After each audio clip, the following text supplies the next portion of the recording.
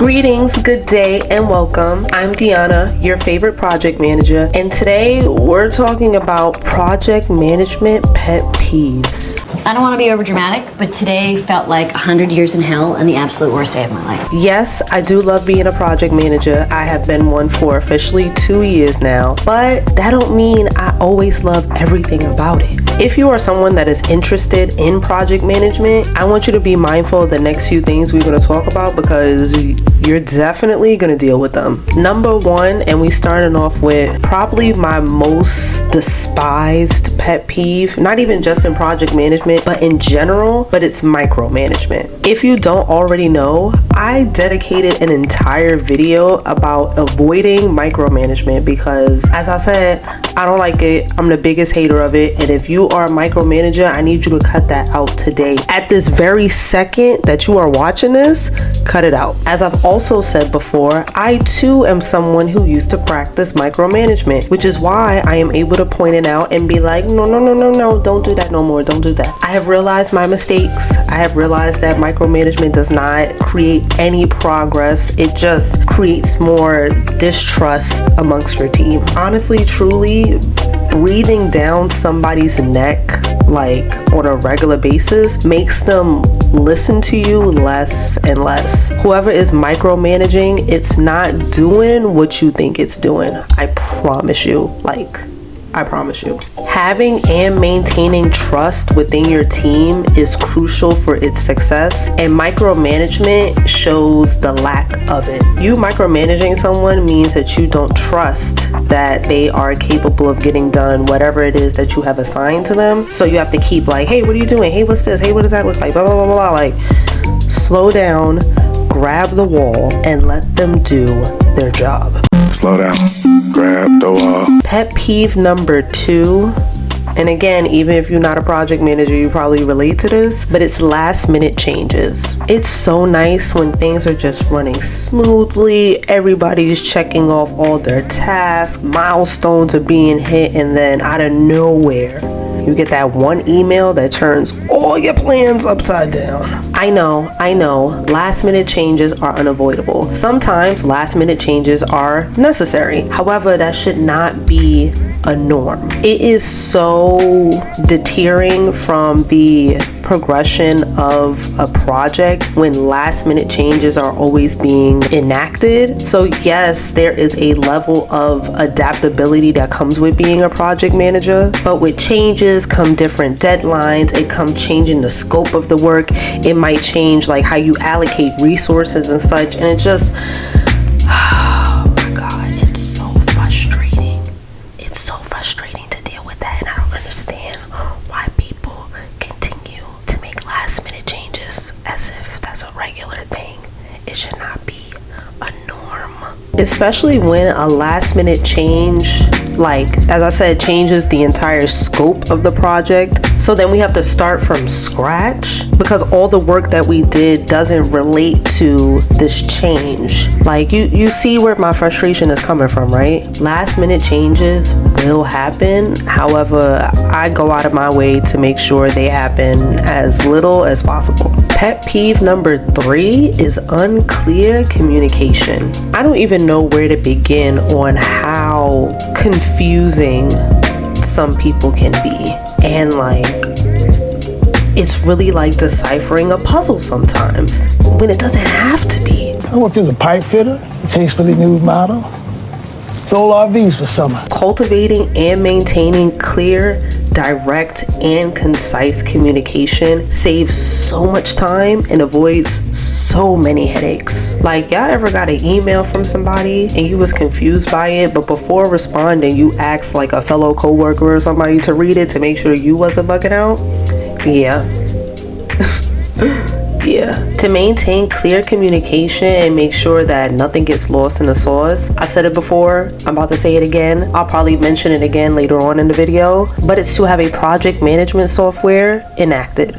I literally cannot tell y'all how vital it is to have a PMS setup and how much it has saved me over the last 2 years. Yo, like, please, I don't know how many times I gotta emphasize it. If you don't already have one, go get you one right now. If you're trying to figure out what project management software might be best for you, go check out my best PMS for first-time project managers video in the description below. Pet peeve number 4 is meeting overload. Let me just say, my calendar be a little full.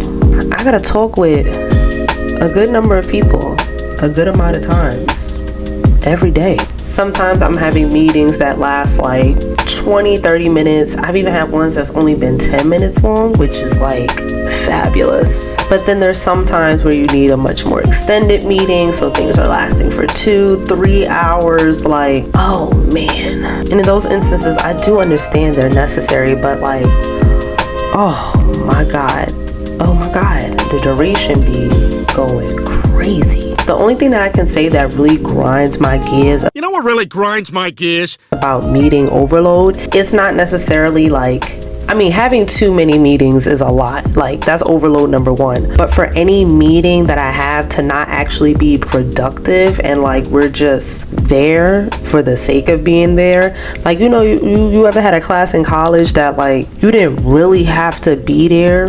The teacher knew you ain't really have to be there, but attendance was like 50% of your grade. That's what those types of meetings, that's the vibes they give me. Anytime I put a meeting on somebody's calendar, the time allocated is not always the amount of time that I take to conduct the meeting. For example, let's say I schedule something for an hour, but in my head, I'm like, I think we could get this done in 40 minutes. However, you know, you want that little grace period just in case some things leak over. But if we can wrap things up in 30 minutes, I'm not gonna just fill the other 30 minutes unnecessarily. You feel me? We're trying to keep things efficient. We're trying to keep things purposeful. Pet peeve number 5 is ignoring project methodologies. What I mean by this is that if there are established processes, if there is just a certain step-by-step you have to take in order to complete a project, a task, to hit a milestone, etc., then you should abide by that methodology. I've been in numerous spaces and worked on numerous projects where there is a reason for this process. There's a reason why this way of going about doing this form of work is set up like this. So like, you know, stay aligned, stay on the course. Like if I am instructing you that we are moving from step 1 to step 2, I shouldn't see you working on something for step 4. And a lot of the time, if everyone is not on the same established process, it leads to chaos. If we're not remaining on the same page for the duration of the project, we're gonna get to the end and everybody's gonna have a different conclusion to the same story we were all supposed to be working on. And yes, I am a guilty party of being like, oh, I think we can skip that. Oh, like that seems like an unnecessary step. And I was dead wrong. And I was soon proven wrong. And I was like, you know what? Let me step back. Let me get back in line. Let me follow the process because it is established for a reason. I believe it is only appropriate to challenge a process or a methodology of a project if you have taken the time to step back and observe it and have noticed that there is a more efficient and effective way of going about doing the work. In those instances, you could disrupt the methodology. Don't ignore it and just proceed to do your own thing because you need to make sure that everybody is on the same page at all times. But there can be a little disruption and y'all can have a conversation about what may or may not need to change. Pet peeve number 6 is the scope creep. What's that? That must be the creeper.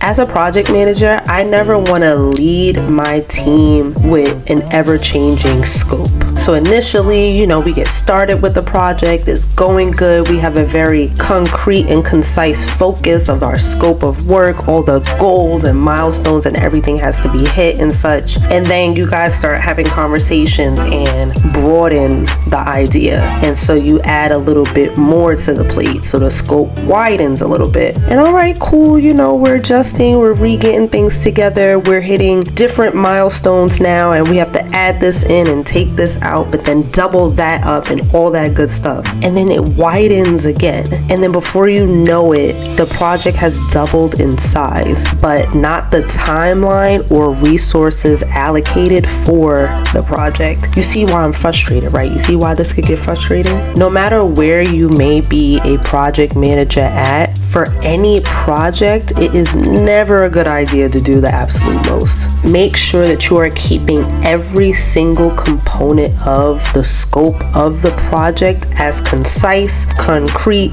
specific, all of that as possible. The scope of your work should never be too big to complete. And additionally, making it bigger but also not expanding the timeline to get it done or any resources being utilized for the project is a recipe for disaster. You are setting yourself up for failure. Last but certainly not least, pet peeve number 7 is lack of accountability. If you are going to be a project manager, if you're going to work in project management, I mean, shoot, most jobs, majority of jobs, if you don't have any sense of accountability,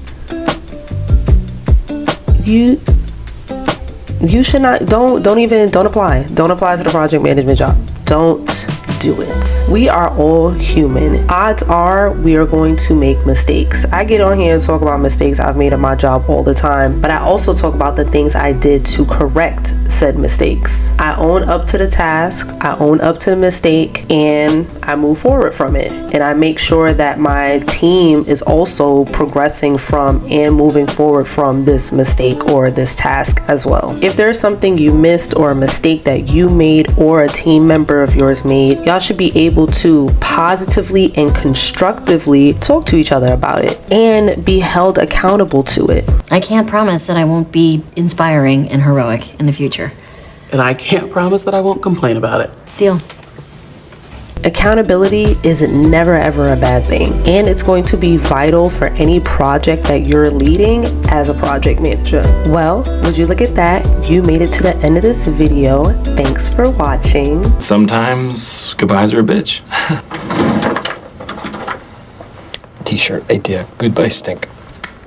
This was a topic from a few months back, but nonetheless inspired by you guys. So if anyone has any questions, any topics that you would like me to dive deeper into, please make sure to leave that in the comments below. If there are any pet peeves that you would like to share and how you address them, make sure to leave that in the comments as well. If you haven't done so already, please make sure to like, share, and subscribe. And until next time, bye y'all.